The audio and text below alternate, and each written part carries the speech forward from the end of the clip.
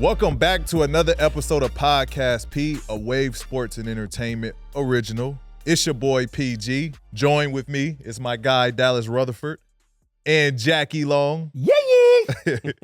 On this episode, we have not one, but two special guests. Out in Vegas during Summer League, we had a chance to have these two special individuals join us for a big man episode. We have Chet Holmgren and Karl-Anthony Towns. Come on. But speaking of special podcasts, fellas, let's talk about how the 76ers front office said that they listen to every episode of Podcast P. And it was kind of what, I guess, a recruiting pitch to help get P. You know what I'm saying? Is that true? I mean, yeah, that's what they said. You know, they said they've watched every episode. I mean, I would stamp it because it was some stuff that we said on the pod that they brought up. Just so in me and Dallas helped you. Y'all helped a little bit. We helped you. Y'all played a part in it, I guess, with them, you know, their decision to bring me over. But I think it was more so them trying to get a feel for me and I guess getting this is a big, situation, I guess. Right. This is a big investment. And so I guess they wanted to know a little bit more of who the player is. But yeah, they said they watched all the episodes. That's dope. They get to show your personality. I'd be curious if they watched, were they already watching, or when things kind of heated up with the Paul George sweepstakes, did they just go, oh, we got to watch all these? Yeah. You know what I mean? Or have they maybe for a long time, I'd imagine they had a few guys hey, 2024 offseason, we're going to be going after A, B, and C, and you were on that list. And we got to know everything about it. Maybe. Because watching all of them that's a lot of hours. That's a lot of hours. That is a lot of hours. But the good thing about it is we're on YouTube, we're on Spotify, we're on. Plug us real quick. You did. That is cool. That was a good one. I don't know though. I don't know. That is a very interesting touch right there. I don't know if We should have quizzed them I should have been all right. So then episode 38 with Julius Randle. But you still What was can. his travel team named, and get what on. form of transportation would they take? We could have quizzed them just to put them on their toes a little bit. No, I do appreciate them doing their homework. You know what I mean? Doing their due diligence and taking time out to watch our pod. That was super dope. Yeah, it's real dope. That was super dope. Let's talk about the conversations that we had with Chet Holmgren, though.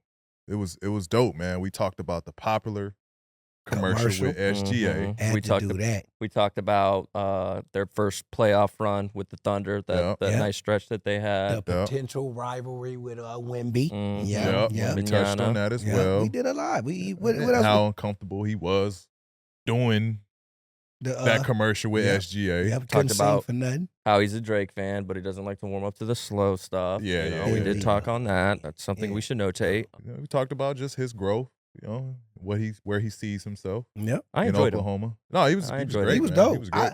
I didn't know he was that damn tall Confident. in person. He's man. a special talent. Yeah. No Knees doubt. was up That guy's a here problem. sitting down. Yeah. I was He like, was like damn, this, his knees like that. He was tall as hell. Nah, he Definitely tall, tall. man. He got game too. Definitely Love big his game. game. All right, well, man, we talked enough about it, man, and people want to hear it. We're here in Las Vegas Apparel recording special edition Summer League Podcast P episode right here. And we got a special guest joining the episode. One of the newest stars in the league, the biggest stars in the league, the big man in Oklahoma, Chet Holmgren. What's up, champ? Welcome to the show. Big Chisel. Good guess. What's up, big dog? You good? Yes, sir. Yes, sir. How your summer been going? It's been good, man. I've been in the lab. I got a lot I got to work on and add. So, Like, what you pinpointing right now? Like, I got to get better at this shit right here. I mean, early on, I've always been guarded by bigs. So, it was more like work on bringing them to the deep water more than posting them up because, they're kind of bigger than me. But, that was kind of working too well for us this year. So all I see is cross matches now. So just being able to punish smaller matchups. Well, look, before we start any basketball questions to this dude over here, I got to go in early on you. Because I don't know if you was a singer, basketball player or what, but I got to talk about you in your commercial with SGA. About a girl wants, about a bunny. I want to know, how did they even come at y'all with this idea? What was your reaction? And did y'all even know that this commercial was going to be this damn huge? I don't know which question to start with, but to explain that, we got to go all the way back to the year I was hurt. I did another commercial with AT&T around March Madness too, and there was a bit at the end where I was supposed to be singing in it, and I told them like, I'm not singing. I don't got a singing voice. That's not who I am. I'm gonna look crazy. So they ended up taking me out of that bit, and then fast forward to the next year. My team comes to me with this opportunity, and like Shai's already said yes to the whole singing bit and everything. So like I can't be the one to fuck it up and be like, nah, we're not doing this. Yeah, so I just kind of tough. rolled with it. And then we get to the set, and they giving me all the hard lines, the longer lines, and I'm like sitting here fucking it up over and over, and didn't sound great either. I'm not a great singer or anything, but I think the commercial turned out pretty cool. Yeah, stick to basketball for sure. Yeah, most definitely. How many takes? I wasn't on the commercial because I can sing. I was on the commercial because I can, put the ball in the Right. hoop, We got you, but you were singing, so you could have put your effort into that too. That's all I'm saying. How many takes was it?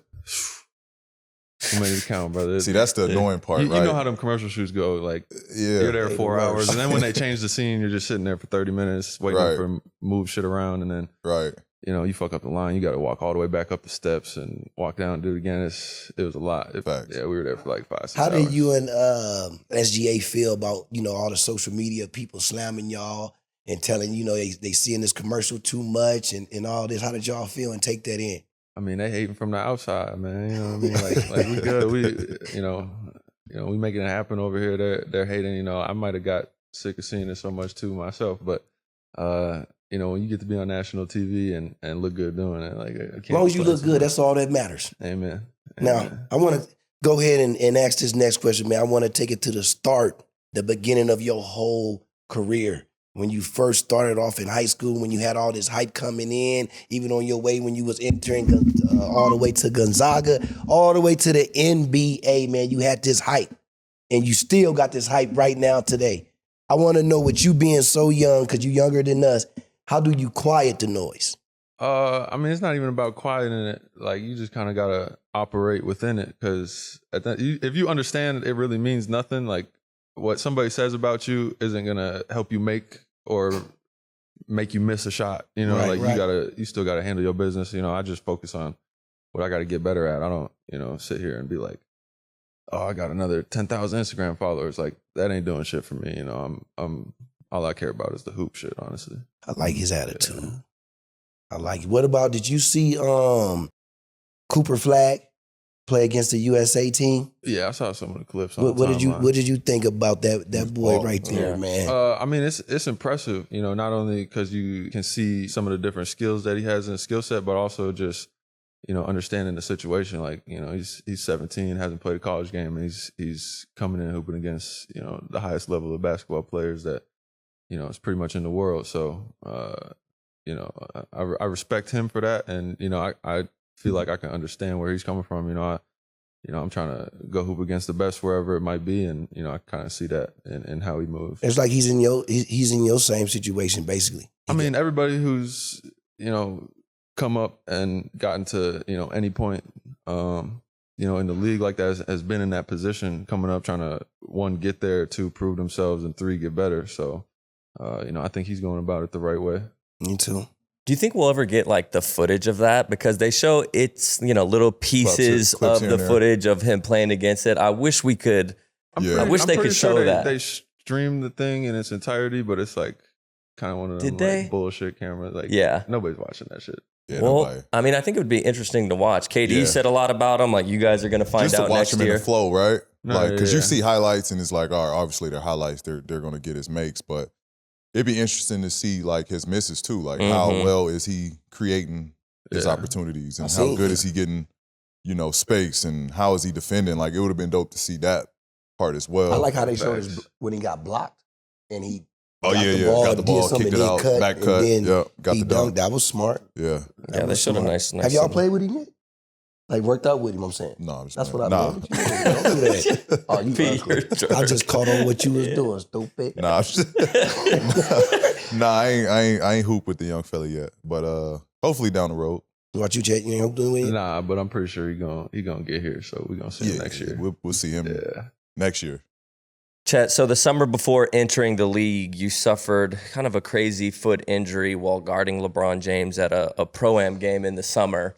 And before we get to that injury, I want to know what was going through your mind when you found out, like, okay, I'm about to match up with LeBron James in a summer league. I mean, it was just kind of what you guys were just talking about with, Cooper Flagg going to play at USA. Obviously, USA and I love Jamal Crawford, but there's a difference between USA training camp for the Olympics and, Jamal Crawford's Pro-Am. But the talent in that game was almost close to, if not at the same level. It was a bunch of all-stars in that game. So, like, I'm just, like, trying to hoop. And I think I overdid it that summer, honestly, because I was everywhere. I was in L.A.,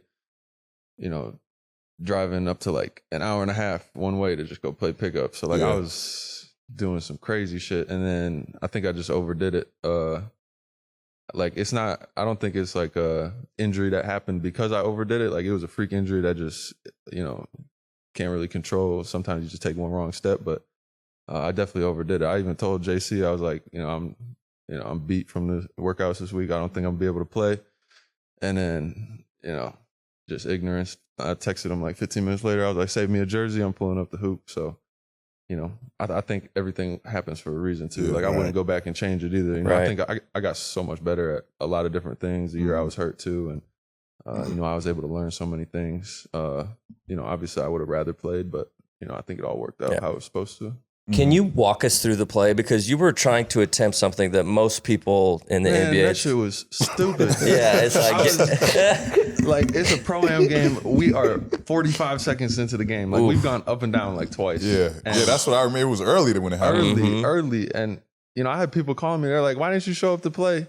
I was like, motherfucker, I just got hurt. Like, I'm downstairs calling my agent. I'm like, something ain't right. And people are like, why ain't you playing in the game? And I'm like, shit, I tried, bro. Like, it didn't work out. But I don't even know how it happened. This stupid shit got in the way of a freight train, and shit happens. Yeah. So. Damn. Yeah. Because I was watching it, like, I think they put it on live to watch it, and I was watching it, and then it happened. I was like, damn. Like, I didn't think it was serious at the time. I just thought, like, all right, this game don't mean shit.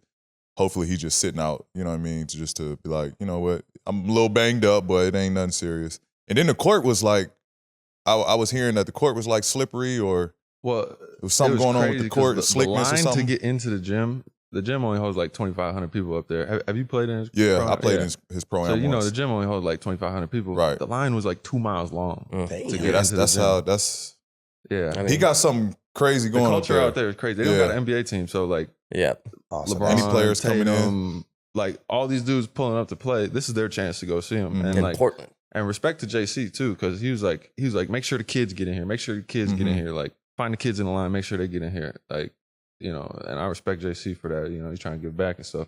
But it was over capacity, and then like nobody would sit down, so we couldn't get the game started. And then it started to get like humid and sweaty and hot in there, and then the floor started getting wet. But I didn't get hurt because the floor was wet, So like, I don't want anybody to think that. Right. So. I do want to kind of touch on that, because you brought up the sitting out and growing and adding to your game, being out of the game. I kind of had the similar approach when I got hurt, and to see the game in a different lens from a sideline, it made me grow, right? Because I couldn't play the game no more, but I was doing little shit, from stationary ball handling to stationary shooting to, working on, strength, shooting from a chair, from deep. Like, so it added to my bag while I wasn't able to play. And then mentally, it was just like seeing the game differently, watching how cats move, how defenses, load up, or, different coverages, schemes. Yeah. Was that kind of the similar experience for you going, because I know it's a little different. You haven't had the rookie experience yet to know what the NBA league is, but you still was able to sit from the sideline and kind of get a feel for how the league works. Yeah. So before I got hurt, like, I was playing against, as many of the dudes in the league as I could. And like, I'm thankful I had that before I got hurt, because it gave me the confidence to be like, like, I know I can do this shit. I just had to figure out how to maximize that time, bro. Cause you're in Oklahoma City.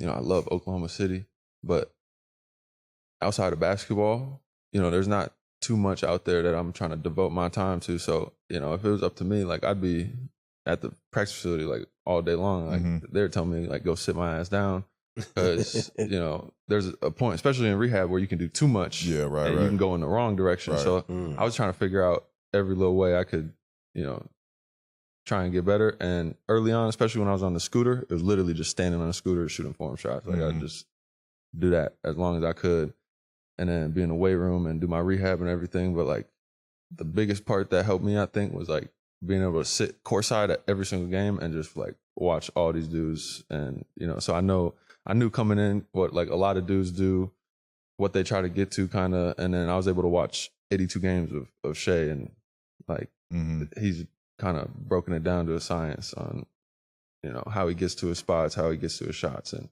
being able to learn from that. Like it's easy to like watch somebody and break down what they're doing and being like, this is why what he's doing works. But like then they like go do it yourself is a whole different story. Like I'm still trying to get a lot of this shit down. But I definitely think like being able to watch it and then go practice it, you know, helped me a lot throughout that year. We fast forward along, you come back healthy. Yeah. But during that stretch, you, like you said, you saw Shai working out. You saw him 82 games, how he operates. Did you see y'all being first in the West? Like, was that the image you saw? Like, when I get back healthy, I see Shai doing this. We got Jalen Williams. Like, no, I promise. We're going to be a force when I come back. This is not a PR answer or anything, but hell no, nobody saw that.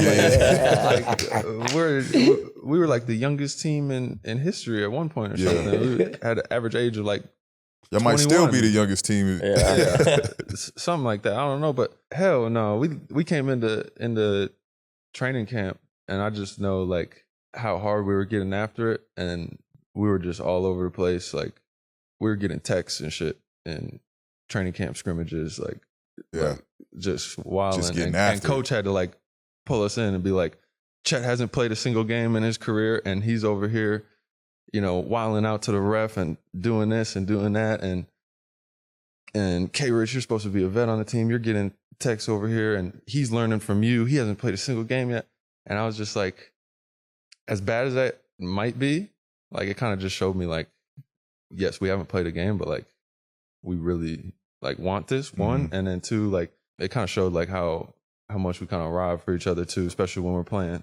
And then on top of that, once you see the talent, like, and we've kind of figured it out early in the season too, like how we all kind of fit together. And then we just kind of rode that through the whole season. Yeah, I think that's kind of the oxymoron of the league. It's like, so like the example, right? Y'all being young, there's a ton of young teams in the NBA, right?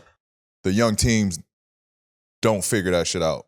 Like they don't have the experience to know, because you put a young team together, this dude trying to eat, this dude trying to eat. Like they don't know how they all eat together. They all trying to eat on their own. I mean, I think that's credit to like our organization and the people around the team, because, you know, I've mentioned this a few different times, but I remember a conversation I had with Coach where he's breaking down and he's explaining like he understands that all 17 dudes on the team have their own individual ambitions, goals. You know, they want to be able to take care of their family, get paid, etc.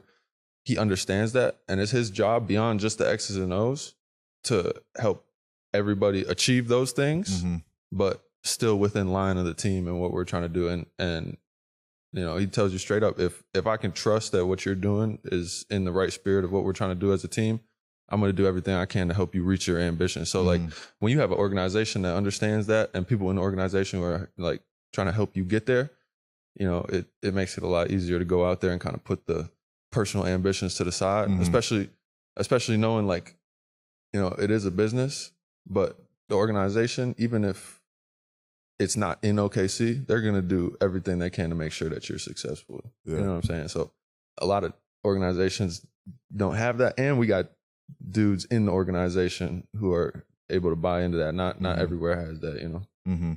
Yeah, I love that. That's the toughest part to do. You just have young guys buy into, because like that, you see that from veterans. Yeah, I mean, it happens to everybody. We could have fallen into that trap, like everybody trying to prove themselves, and now we're stepping on each other's toes, and then it's just like a spiraling effect. But you know, we didn't do that. I don't see us doing that going forward either. You know, we're all bought into to the us and trying to win. So I do want to ask this: like, what you prefer because I'm sure the signing, and I think we talked about this a little bit when I saw you in LA. I'm sure the signing of Isaiah. Do I prefer the 4 or the 5? Yeah.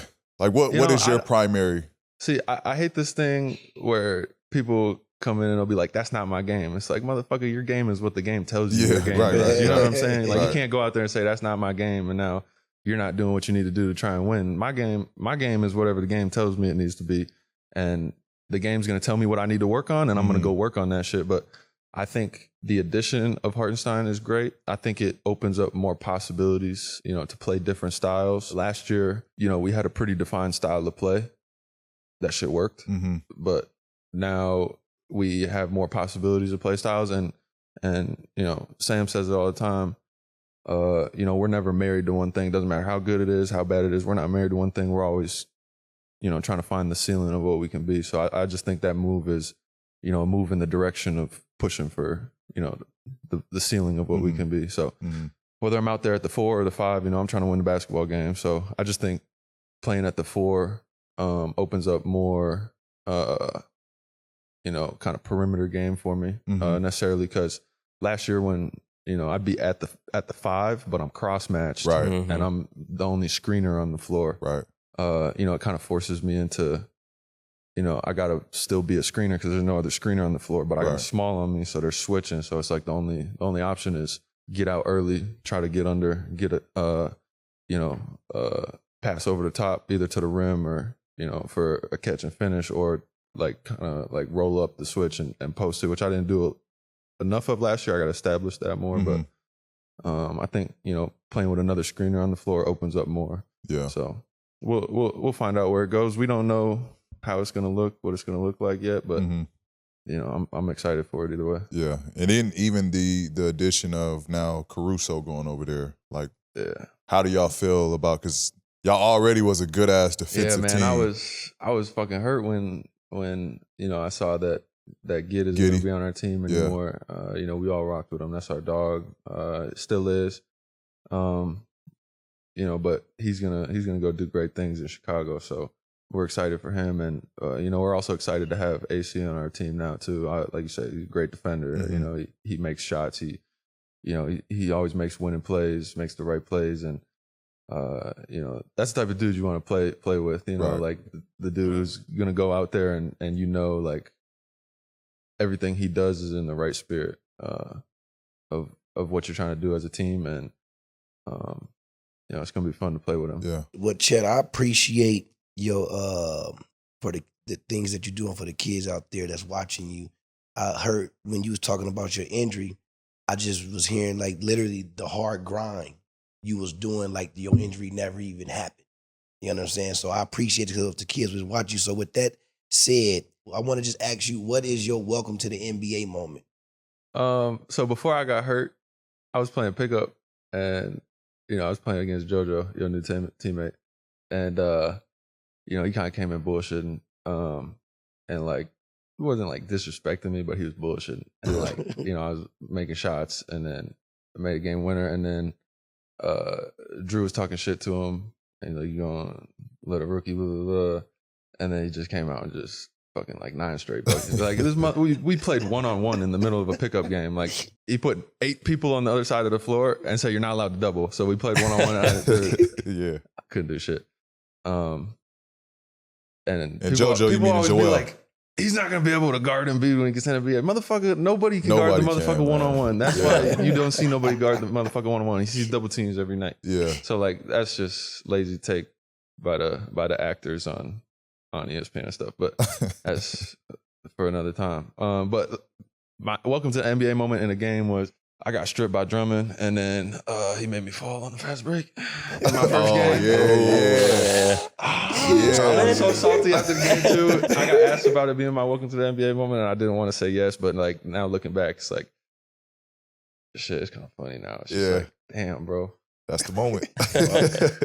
Somebody gonna have an NBA moment of him telling the story. Watch. Yeah, but it's funny now. It happens, dog. Like it happens. But we've all been there. Yeah, we've all been there. I've had my bad moments, my low moments of getting crossed. And you still getting them.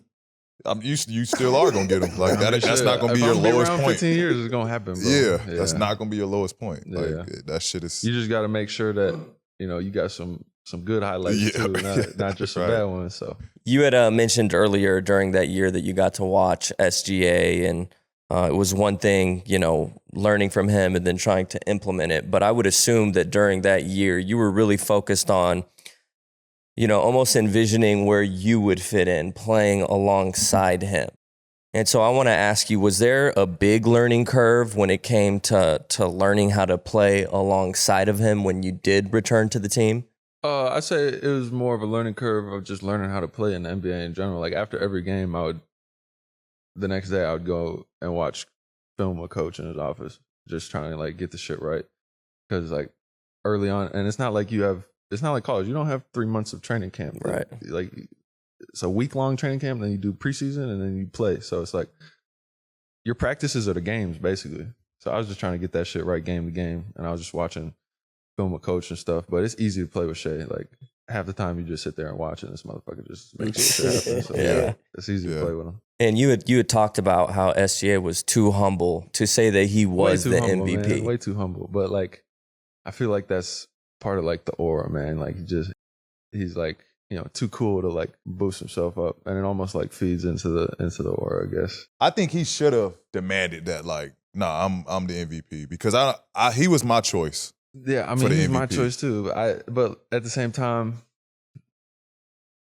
I don't know. I'm not gonna try and sit here and say how he should have handled his MVP race, but he's very deserving to win it. Yeah. Obviously, he didn't win it, but if I was a betting man, I'd put money on him winning the MVP at some point. Oh, yeah, for sure. Easily. I'm putting money with you. What do you think makes him different? Because we have a lot of superstars in the league. What makes his game so different than everyone else's? He just moves in like a way that most people's body just can't move. Like the way he's able to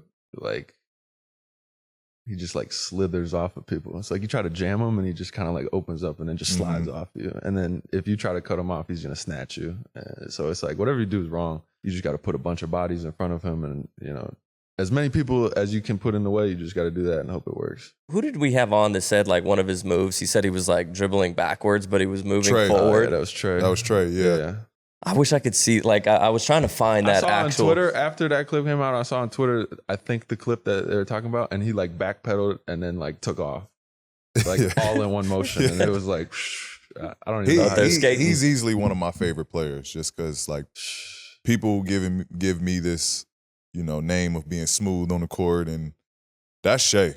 Like Shai is probably the smoothest player in the league right now. Like you said, like anything you do, he got a counter for. Yeah. He has a way of contorting his body. Yeah. Like, he knows how to like get this small little turn to get by you.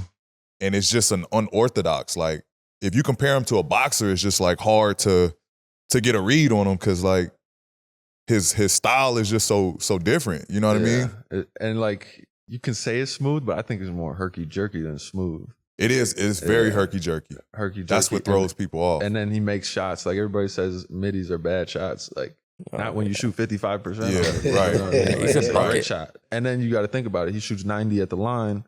And when you leave your feet, he getting to the line. So he's getting extra 8 points off those middies. Mm-hmm.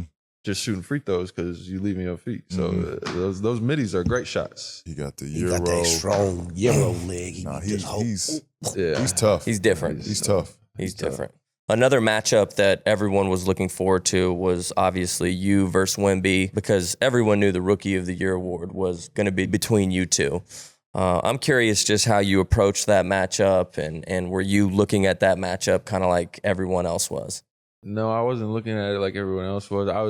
I don't want to like go into any matchup and try to make it about what it isn't. Mm-hmm. You know what I mean? It's about trying to win the basketball game, and I don't want to fall into the trap of turning something into like a one-on-one game. Obviously, there's a lot of competitive juice anytime you're going up against a really good player. So, you could definitely kind of sense that before the game. That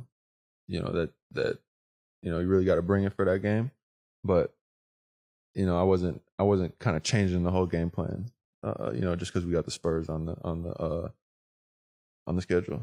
Got it. And 2 follow-up questions. I want to know if you think that you were the rookie of the year? And then I also want to ask, because you're involved with it, just kind of that argument about how you had a season where you didn't play, like it's your second year. He was a true rookie. You know, we've actually talked about that on the show, but you experienced it firsthand. I'm curious your thoughts on that side of the coin. As far as the rookie versus not a rookie thing, all the people saying that have never fucking played an NBA basketball game. True. If you've never played an NBA basketball game, you are a rookie.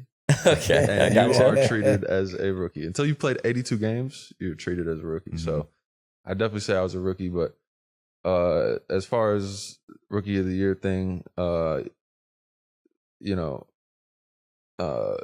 had a great season. Obviously he won rookie of the year. Very deserving of that in his own right. And to sit here and say I should have been, shouldn't have been, I don't even want to get into that because I don't even know what the criteria is for that award. Same thing with the MVP. Shai should have been MVP. Jokic should have been MVP. Luka should have been MVP. What's the criteria? It changes based on. True. It changes every single year. You know what I'm saying? So, I'm kind of focused on what I got to get better on. Yeah. Did you learn anything from him? Because I would imagine just with kind of your frame and your kind of build, like having another guy that's kind of has that similar build, like were you able to pick up anything like, man, like he's another guy that's built like me, I might be able to implement that? I think you learn more from like playing against different guys. So I learned from playing against every single matchup that I play against. He's no different. Oh, he is different. Motherfucker's 7'5". So some things that work on somebody that's 6'9" doesn't work on him. So you just gotta kind of understand that, and then just know how to make plays. Kind of within those parameters. Where did the energy come from? Because what energy? Y'all two energy against each other. Because it was like the moment y'all two stepped on the floor, one of y'all made a layup on somebody, and it was just like smoke from there. Like, I would just say us being competitors. We played against each other before we were even in the NBA. Okay, that's what I was looking for. Like so it was way. This was a lead up. Like people would be like, "Y'all got beef?" I'm like, "Beef." Yeah.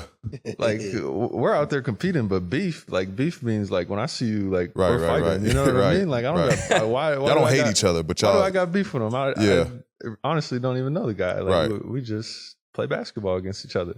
But it's always great to compete, and as competitors, neither of us want to lose, and neither of us want to like just let the other person, get a bucket or anything. So we're always going to compete, and if people take it as we got beef, those people don't really understand, competing, I guess. Mm-hmm. I want to congratulate you on the successful year that you did have, becoming the first player, 150 total blocks, 150 assists, and 100 3-pointers in a single season. What's the biggest challenge you faced when it came to adjusting to the NBA? I'd say the hardest thing is trying to work on things and get better at things in season.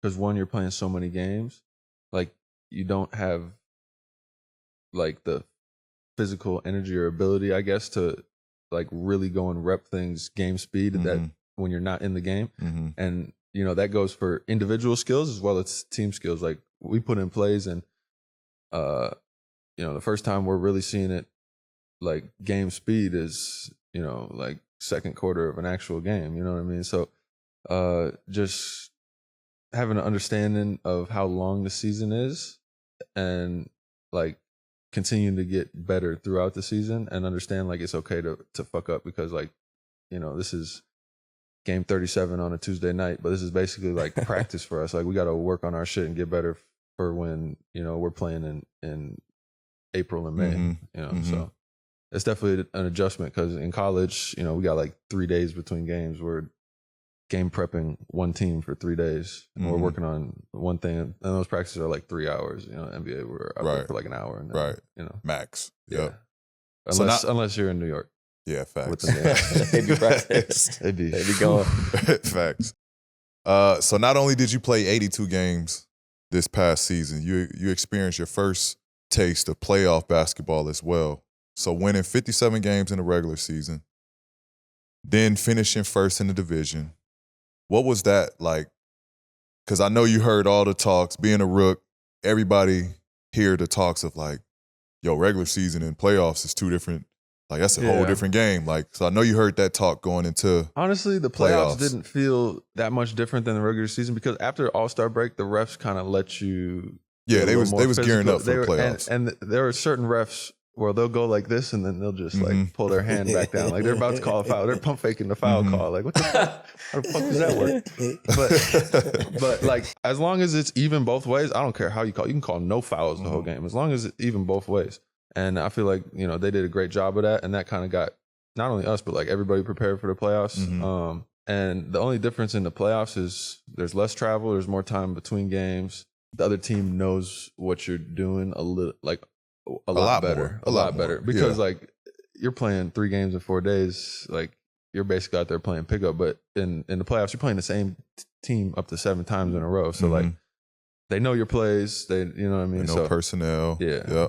Yeah. So that was the only difference that I really noticed. It wasn't like the playoffs are more physical. It's like, not really. The playoffs are a slower pace, only if you let it be. You know what I mean? So it wasn't too different for me. Do you think your fans in Oklahoma, because they have such a good crowd, do you think that played a factor into it kind of feeling the same just because of... Okay, that shit did not feel the same. Oh, so the playoff atmosphere. It was even up more? Oh, it's different. I was giving a compliment. Out there. Yeah, he knows. It's different. Insane. It's playoff insane. basketball. Regular season basketball is different in Oklahoma. Yeah, regular season is still lit. Like all the games were sold out. The fans are really into it, cheering loud. Like shout out our fans. I love our fans. But then the playoffs, you get the same color shirts and all that. You know what I mean? And then as soon as you come out for pregame, like the pregame playlist is all like hype songs. Like in season, we're listening to like sad Drake songs and shit. I'm like, what the fuck? I'm trying to get ready for a game. Whoa, you don't like? Do you like Drake? I fuck with his music. Okay. It's a personal thing. No, I'm just saying, but like before, I get what you're saying. A game, I'm not trying to be like listening put to like the tea in the kettle and light it. Like you're not trying to listen to that. Yeah, definitely not that way. Pete, speaking of his first playoff in career, what was your first playoff? Mine was against, and I was nervous. I don't know how you wasn't nervous. I was nervous as hell. I was definitely nervous, but like our first games were at home and we had the crowd, so like it was lit. I was just feeding off the crowd. So my first playoff, we played Chicago, right? And that's the year D Rose just won MVP. Ooh. And my matchup is to go guard D Rose. And so I'm already playing I'm guarding out of position. Right, this dude is. So I got this question. As a big man who plays a whole lot of drop coverage, I get to conserve some energy. When you're chasing these little motherfuckers around screens and shit, is it harder to then go play offense because you're tired? Yeah, absolutely. That's what people don't understand. I don't know how Lou and all you motherfuckers chase dudes around screens all game. Lou's different, by the way. I don't know how he does that, but I couldn't do that and then go play offense. I'd be. It's exhausting. Yeah. It's exhausting. Yeah. Like. So imagine you got to guard so what we did, right? Like imagine you got to guard Kyrie and you chasing him around. You gotta get over screens. You got to deal with 20 counters, pit pat, side to side. Yeah. You get a stop or whatever, right? Then you got to run down and then your play call is a pin down. So you gas like the same thing, other side. You gas and you like, damn. Now you look at the person that's guarding you, you like, shit, like this motherfucker I got to push him off. The dude who was guarding you was standing in the corner.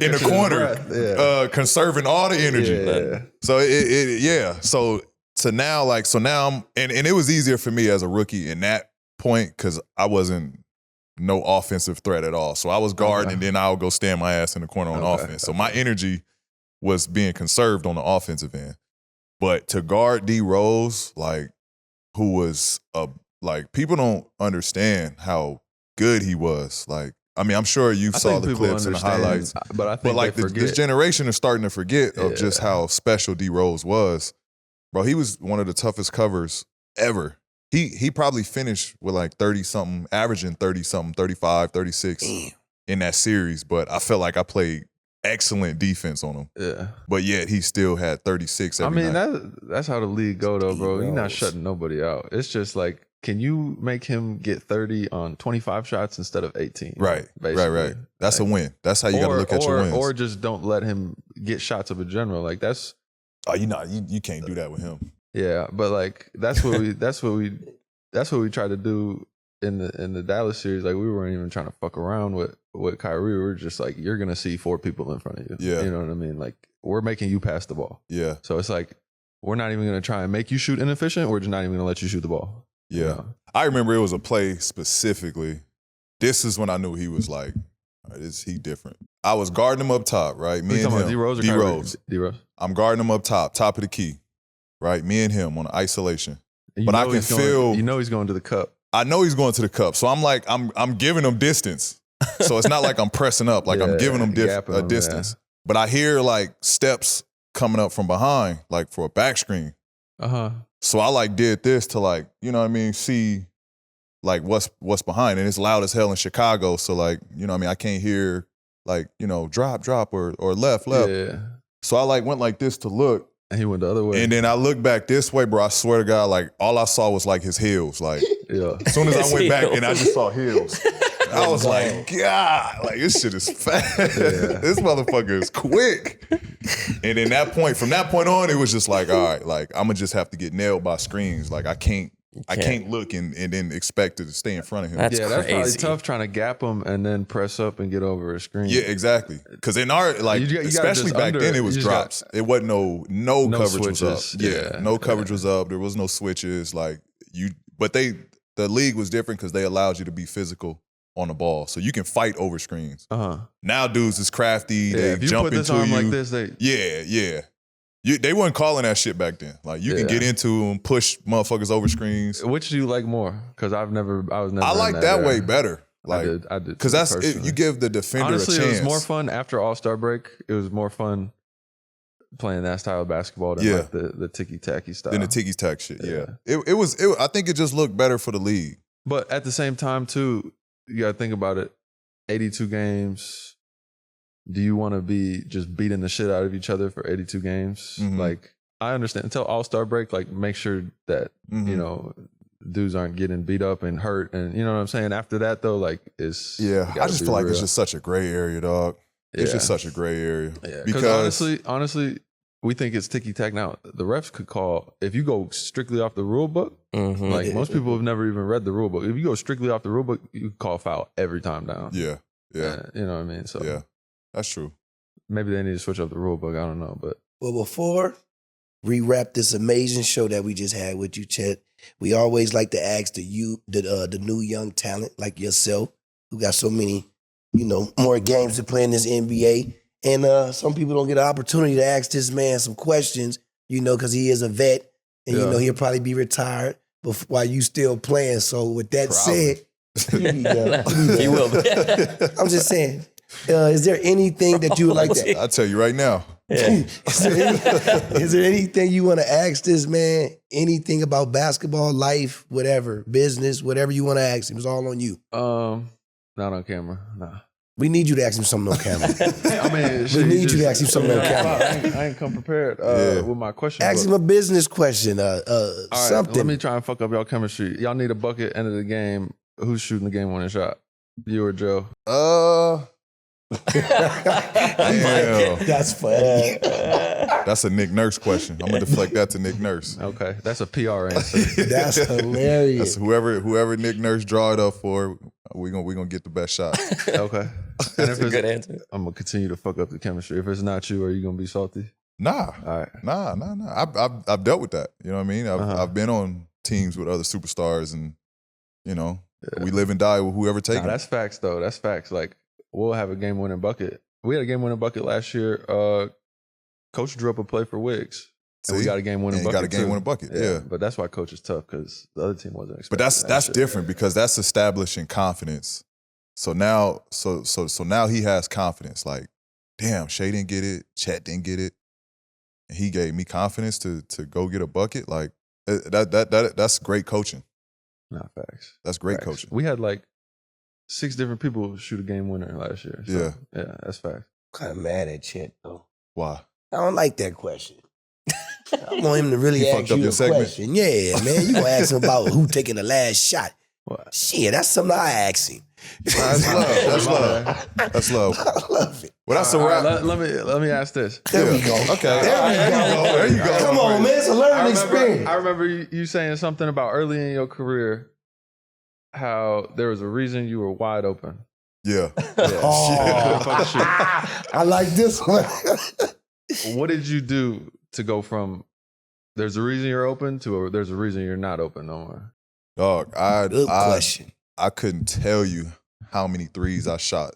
It was just reps. It was just reps. It was just reps. I was shooting heavy balls just to work on because I didn't have the range, and then, you know, I needed to learn how to shoot off movement. I need to learn how to just get the range down. So I would shoot heavy balls just to work on the range, and then I would, you know, shoot off movement. And that was honestly one of the worst feelings. Was like when you're on the floor and like people don't guard you. Like it's one of the. It fucks with your ego and your It confidence. fucks with you. Yeah. It fucks with you because now you pressed even more. Like it's one thing to like be open and miss.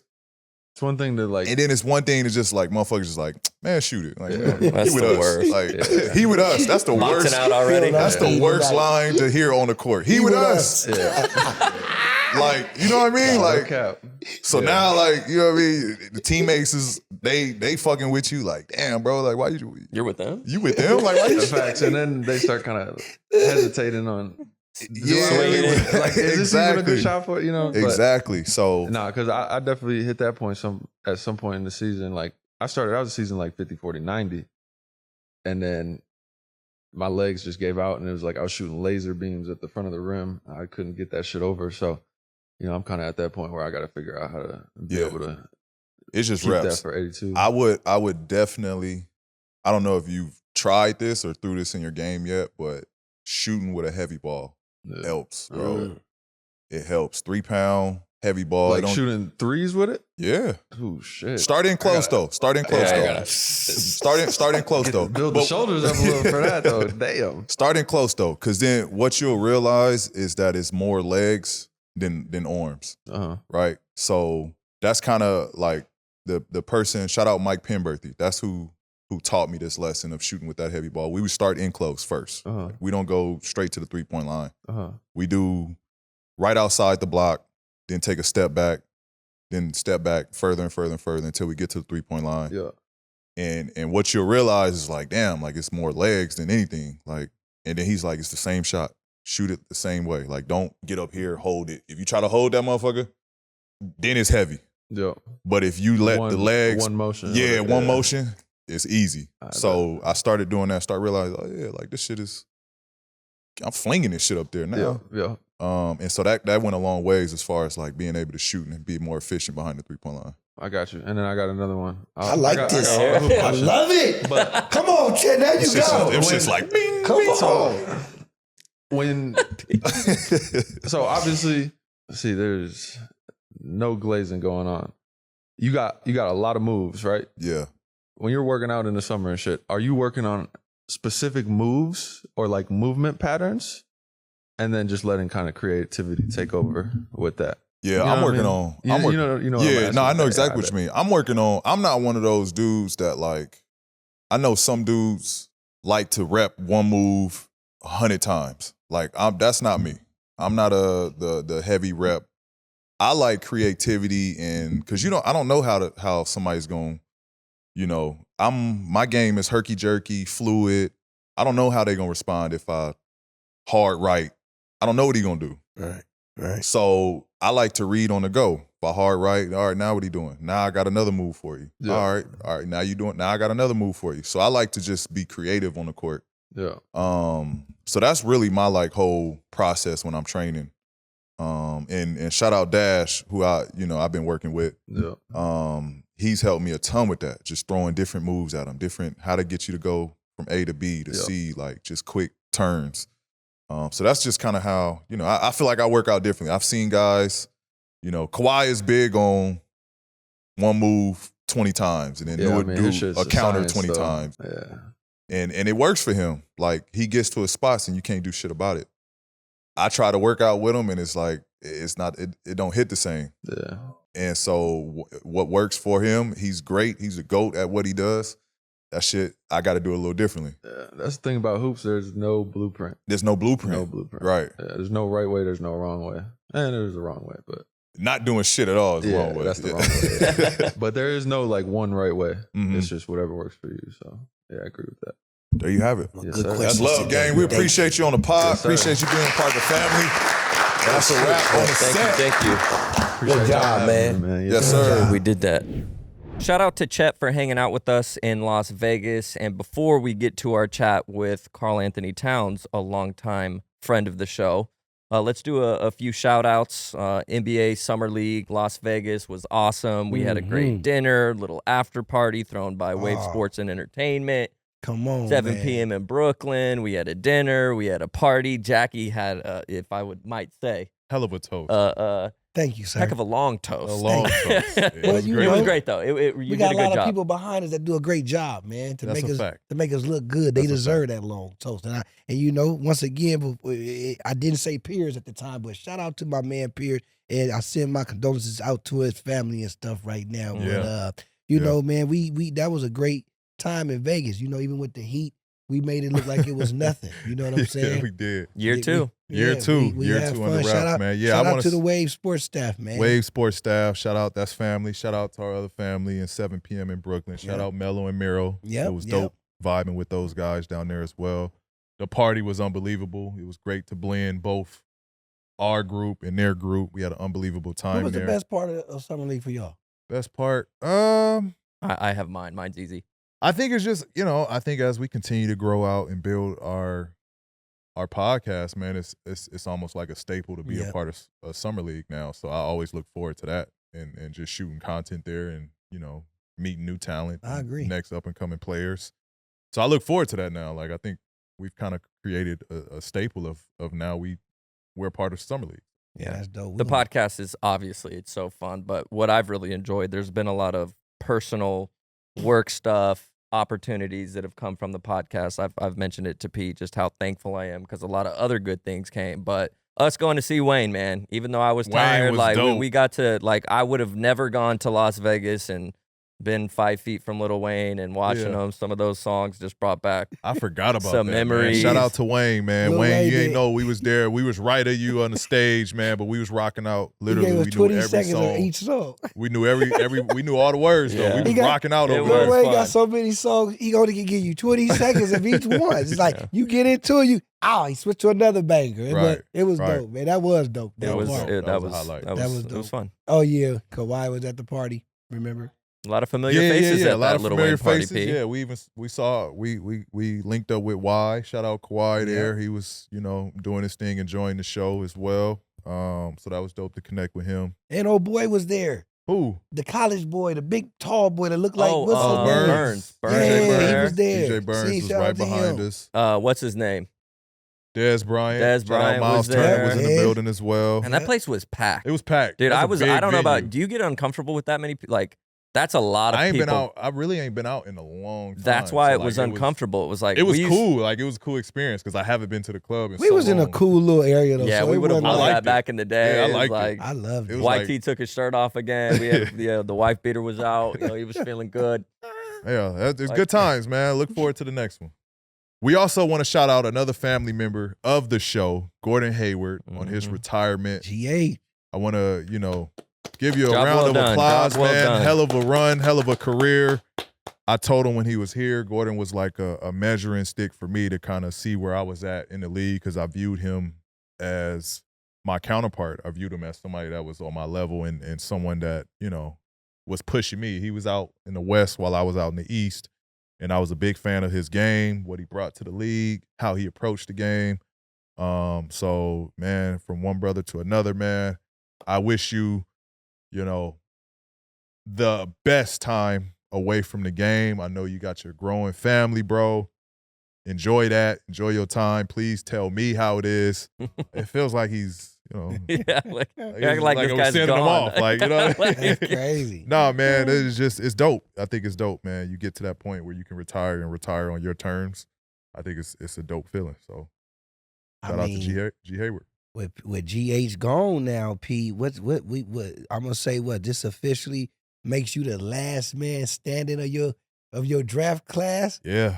And I mean, damn, your old ass just got you a nice big contract and everything. I just need to know have you reflected on your journey knowing all this right now? Yeah, no, man, I'm definitely looking forward to the journey. I'm looking forward to the journey. Some people drafted to Philly and couldn't quite accomplish much in Philly, and I get an opportunity to do so. Yeah.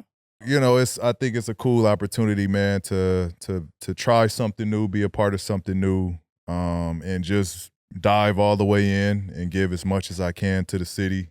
And I'm chasing a big goal here. Is being the last man standing of your draft, is that like some more motivation for you, like for kids to see like, oh, he's still going. He the last one that's there, but he's still going, still active, still could play offense and defense. Like, is that a new motivation for you a little bit? No, it is, man, especially, at my age, again, getting up there in age, and still try to be productive on the court, still try to give everything I have. I think it's just, I've dealt with so much through injuries that, like, it's still crazy that, it amazes me that my body is still, allowing me to do things and still be on the court and still produce and play at a high level and be productive. When you talk about all the guys that was drafted in my class and how good they were. Right. But, the game is constantly evolving. And for me to still be in where the game is going, man, it's credit to, the work that I've been putting in and God just favoring me, amongst everybody in my draft class. So, yeah, man, I can't be, it don't get much more humbling than that. That's dope. Well, shout out to Gordon again, and now let's get back to the original friend of the show and the first guest we ever had on Podcast P, Karl-Anthony Towns at NBA Summer League. We talked about the Timberwolves playoff run, Anthony Edwards, trash talking KD, and a lot more. You guys enjoy. We're shooting this here at the Las Vegas Apparel, recording a special episode for Summer League, and it's only right to do it with my brother, my dog, Social Justice Champion Award winner from the NBA, Karl-Anthony Towns, baby. Yes, sir. Love. Welcome back. Welcome back. Appreciate We you. gotta give him a Podcast P award. Yeah, he do. For the do. like, literally, He family. You really family, man. You know what? Whenever we gone, any of us, you the replacement when we gone as the sub. Oh, that's fire. You the sub. That's fire. You the sub, man. I like that. I like feel that. me? Make it happen. Because I think you deserve But you know what that. he gonna do? He gonna be like, hey, one of y'all want to take a night off? I am the And type. You want to take a night off? Guess what we gonna say? I am the type to do We shit. can't take no nights We can't off. take no- Only when we have to take nights Okay, off. You dig what okay. I'm saying? But I'd let you. that's Little load management? That's number one candidate, man. I would take a day. Load management? No, for sure. I need a break. No. For sure. For sure. Load is high tonight, Cat. We need you on the episode. Okay, I'm with it. I'm with it. So let's kick this thing off, right? After having some time to kind of decompress from the season, do you feel like this year was a disappointment, considering how far y'all went in the WCF, played against ultimately the team that went to the finals in the Dallas Mavericks? From your perspective, what is the corner that y'all got to turn to get y'all to the finals? I don't think it was a disappointment in any sort of fashion. I think that, we said early on in the year that we wanted to do something special. The big lineup, everyone said it couldn't work. And I was like, watch it work. Everyone laughed and shit. And now, we was in the Western Conference Finals and everyone acting like that shit didn't happen. Mm-hmm. We obviously did something right. I think that for us to get to that next step, I just, I think it was the experience. I think, sometimes people, you make it happen, you win. Even the Boston Celtics who won it this year, they had to go through a time where they lost in the finals, they were losing in the playoffs, and it, everything came together. So I think it was kind of like, in a way for us to, you gotta pay for it, we had to, come up with the money, and we had to pay for it with the emotional. How you say it? Like the emotion you have to pay for it. You gotta have failure to succeed. So I think we had to pay it forward. We had to pay for our right to win a championship. Mhm. I think that's what we did this year, honestly. I love that you said it wasn't a disappointment standpoint, right? Yeah. Because you guys did succeed on some levels and have turned the corner on a lot of levels, Yeah. right? Y'all ultimately sweeping Phoenix in the first round, first playoff win Yeah. in the last 20 years, Yeah. your first playoff series win Yeah. of your career being in Minnesota, right? Yeah. How did that feel to finally get over the hump? You know, I was telling Coach Finch early on, I said, if we could get past this first round, get the monkey off our back, you know, it's been the one thing that's held us back recently is that we finally got to the playoffs. Everyone was excited, but we lost in the first round. We lost in the first round again. And, you know, rightfully so, the fans want more. They want more winning. They want more success. So finding a way to do that, you know, and I think that this year I told him if we could get that through that first round, I think that we have a shot at winning a championship. Because I just felt all the pressure would be off. You know, everyone keeps talking about us in the first round. We're playing a team that in game 82 just waxed us. They didn't give us a chance to win. So your first game is like, in essence, going back to back with them for game one now with different things on the line. And for us to come out that way in the first round, find a way to sweep them, I think it's a testament to all of us who said, you know, that game 82 wasn't going to define us and who we were as a team against this team, especially one of the best teams in NBA, definitely one of the most talented. So I thought that first round was big for us to get past that. And then, you know, we stepped into Denver, but we actually stepped into Denver with a lot of confidence. Finally felt like we had pressure off of us that we finally made it past the first round. How far and deep can we get into the playoffs? And I think we showed the grit and the merit this team has earned from all the trials and tribulations going against Denver, finding ourselves game 7, finding a way to win down 21. So we Crazy did game. something special. I wouldn't say anything about this season was a disappointment. I think a disappointment, Giannis said it years ago. I know how that was, but for me, in my perspective, I think there's no disappointment. We came in there, we played to the best of our abilities. I think the fans recognized that. I think everyone got the chance to recognize that this ain't the Minnesota Timberwolves that they've known for a long time. You know, that we're a true contender, someone that could really compete at the highest level every single night. And it's going to be tough to beat us in a 7-game series. So I think that we showed a lot, did a lot, achieved a lot. And now next year we get to cash in even more on those lessons, those teachings and shit. I want you to take me back to the game 1 still with the Suns about a moment that happened, but you wasn't involved with the moment when it happened, when that Finally, boy, I wasn't involved, right? you know, finally, right? Because you know you gonna come late. You gonna come extra late. But a moment when I'm at the party. I just late to the party. Fashionably late. Jackie, you sick, bro. he came late though. But when your boy Anthony Edwards, of course, was trash talking KD, and he made that 3 of them was talking about these. What did he say? Great competition. You know what I'm saying? Great So competition. I want to know, how was your reaction when that happened? You know what's crazy? I didn't even recognize it. How you didn't recognize that? We in the game. I'm locked in. Flow of the I'm locked game, into huh? winning. Like, I know, like, for a lot of things, I'd be just so locked into the game. I'm not realizing those little things that people are doing because I'm just focusing on defense, or maybe we got to get here. I got to run back this way, or whatever the case may be. When I saw it after and I was seeing, I was like, that's just Ant though. Ultra competitive, fiery, passionate, you know, loves the game of basketball. So I think what's great is that the fans and everyone recognized that this was no disrespect towards him at all. This was just Ant having so much emotion for playing the game, so passionate about playing someone like KD and just being able to express it at a moment where he gets to play him with all the stakes on the line and the NBA playoffs. I think that was a special moment for him. I'm happy he had that moment. I'm glad that we all got to share that moment that resulted in a win.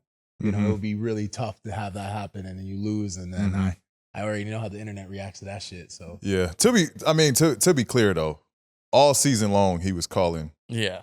us It's been old ass consistent. all season long. I don't think people at our age like to be called old. Not at all. Yeah. At all. Like, what you say, young fella? Like, hold on, come here. Now I gotta teach you something. Come here. Uh-oh. Yeah, so that moment was funny that it went viral because, you know, the back side to that. When we play, every time we play y'all, he telling me, you old as shit. He telling Kawhi, you old as shit. He telling James, you old as shit.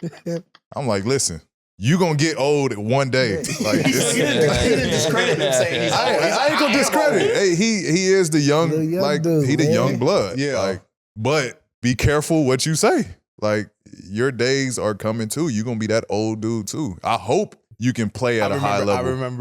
I remember when Finch got hurt and said, if this is what getting old look like, I don't want to get old. He was like, yeah, he got his knee ran into. He's like, I don't care. I don't want to be like that. It is a bad sight when you look at the coaches and stuff and how they be hobbling, and you be like, damn. I mean, I wish our coach Like, it's not could a good hobble. sight to look forward Couldn't even to. hobble.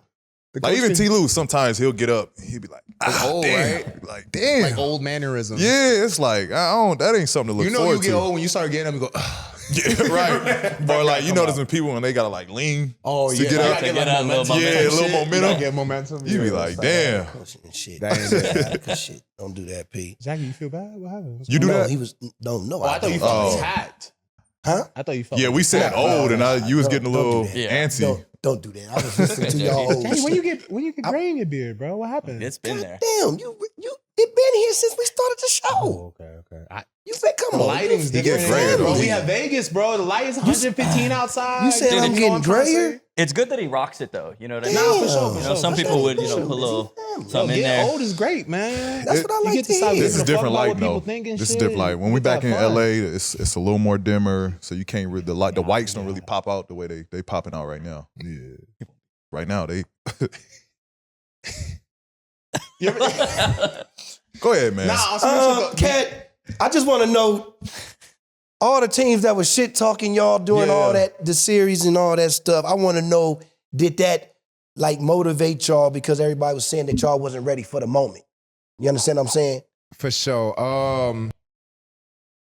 I can't even think of the question. I had a question for you. Like, What's your question for me? Something about the Because grades. you done brought my gray shit nah, up. it's just more about like touch a gray. Like, you thinking about like that type shit now? Or I will never cover up my grays. I don't care what it is unless they tell me. okay, Oh, if I'm shooting something, No they Just say, for Jackie, Men. cover that Just for up. Men, Just for I'll Men. do it. There I we don't go. believe in Beijing. I don't believe in none of that. If you got to use Beijing at an age, okay. time to let it go. Don't let YT hear Let this. it go. Just go. If you can't do it, it's time to let it go, man. I'm just grateful. I'm grateful still to grow my hair, so I'm good, man. I'm good. You good? I'm good. I like my gray hair, man. Solid. All right. So what was the question again? My question was during Yo. you made me mess up. A lot of hair. people were doubting you guys Yeah. and didn't think you guys were Yeah. ready from the sports analytics, and people were just, you know, they Shit didn't think you talking. guys were ready. And you guys went out there, and obviously I think you proved everyone wrong. But did that play a factor into you guys preparing? Nah, for and sure. going We was into those games? motivated. We was motivated. Jackie heard about that. We was motivated. We was definitely motivated. We heard the talk. We heard, you know, all the static outside about how we supposed to look on television, and we just didn't listen. You know, we understood who we were since before anyone believed in us. And before even we went to Abu Dhabi, we knew what the team was. We knew what we could accomplish, and we just had to lock in. And I think we did a great job. I knew we were special when we went to Abu Dhabi, and the way we looked so early on in the season. We looked locked in. We looked motivated. Everyone had their own reason for being so motivated, and I think that's what made us so special last year. You know, everyone was fighting for something, whether it was for money, whether it was for respect, whether it's for placement in the league. I think everyone did exactly what they wanted to do and accomplish this year. I know we came up short as a team, and obviously we all hurt by that. We were just talking about that at the Summer League game, but to know that we feel that that could be our floor, I think that's something special, you know, to be in that situation, to finally see ourselves, not only believe ourselves are champions or a championship contending team, but like we truly could see it happening. You know, so I think that's what's really cool about this situation we in and where we at in Timberwolves history. And I understand, you know, media and everyone, you know, they go a lot by statistics. We know how much we came into the league. There was no such thing as that like statistic thing. It was like, can he ball? Can he not? All right, cool.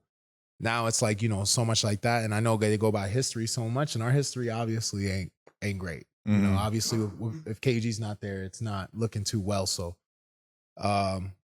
we just we made our own history. It was time for us to make our own history, and we finally put a nice chapter in there for the fans and for the city, and now we get to continue to write that story.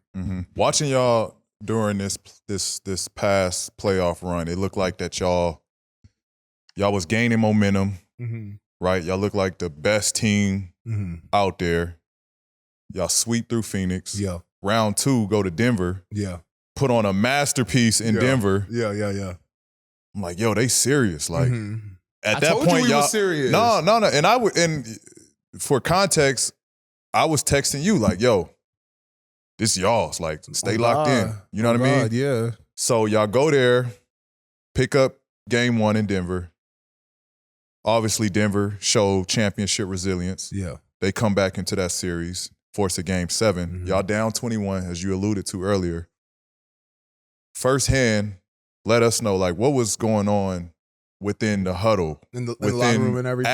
As it feels like it's bleeding away, y'all ultimately come back. But what was that process of y'all just getting it together, figuring it out, and overcoming that 21-point deficit? You know, it's crazy for me personally, and I know I was saying it earlier, but it's true shit. Like, I didn't even realize we was down by that much. To be honest, I felt like we were so into the game. It was just little things. We needed to make some shots. We needed to get some stops. I didn't really feel like that was the situation. So after the game, being told that kind of differential was like crazy because I would have recognized that. I should have recognized that. But when you playing in the playoffs, as you know, it's like you so locked into winning, it don't even matter what the differential is. You just know if we continue to do the right things every single possession, the game turns itself around. So one thing we've proven to the league is that we could play defense. So as long as we got that ability to play defense and lock opponents up, we know we could score. So can we play defense? And if we could do that, I mean, we know we could get back at any time in the game. So that's our calling card. You know, the Warriors got the 3-ball. You know, we got defense. So, you know, we just keep scoring here and there, but you don't score, we're coming back into the game. So we just kept playing the game. I never felt there was a lack of confidence in our huddle. I didn't feel that it was a dismay in the locker room at halftime. We all seemed really locked in. Like, you know, we just got to make some shots. We got to get some stops. And we understood what the magnitude of the game was. It was game 7. There's no more game after that. There's no more wiggle room for error. We got to get it done. And we damn sure found a way to get it done in the second half. So it was definitely one of those games. It's funny, every time I look back in my career and I think of the biggest games I've been part of. And talk to me. That's what I was about to tell you right now. Oh, really? That was one of your biggest games of the year.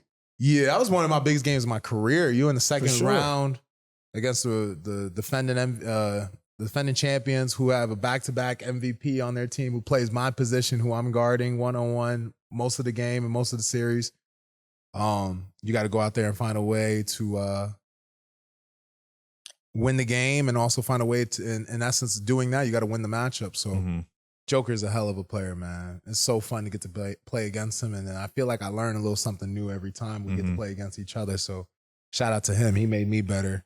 I just wanted to, you just leave it out on the court. You leave nothing to chance. I didn't want to come back to talking to y'all on the computer and playing video games in Discord and say that I had something else to give to the game and I didn't have, and that would be messed up. That's wrong. So I left everything I had on that court.